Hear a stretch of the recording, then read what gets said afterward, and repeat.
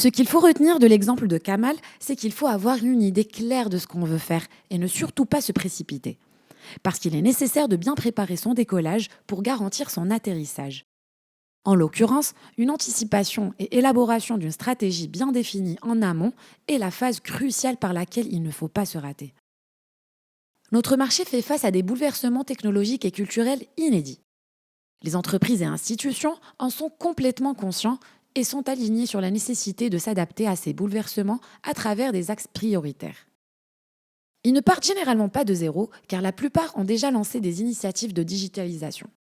Mais l'enjeu à ce stade est de passer d'une approche parcellaire à une stratégie claire avec une vision digitale 360 portée par le management et impliquant l'ensemble des collaborateurs. Cela commence par connaître le point de départ à travers une analyse de maturité digitale et nécessite la définition d'une feuille de route à la fois ambitieuse et réalisable.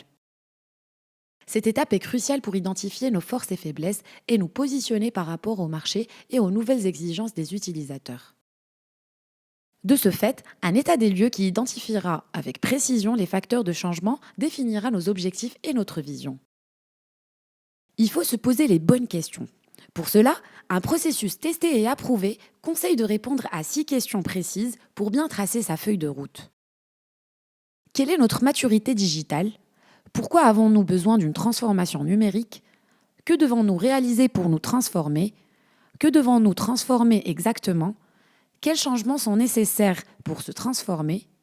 Comment regrouper les changements en initiatives pour exécuter la transformation ?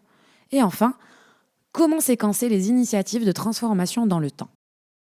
Dans le cas de Papy Kamal, les réponses étaient assez claires pour lui.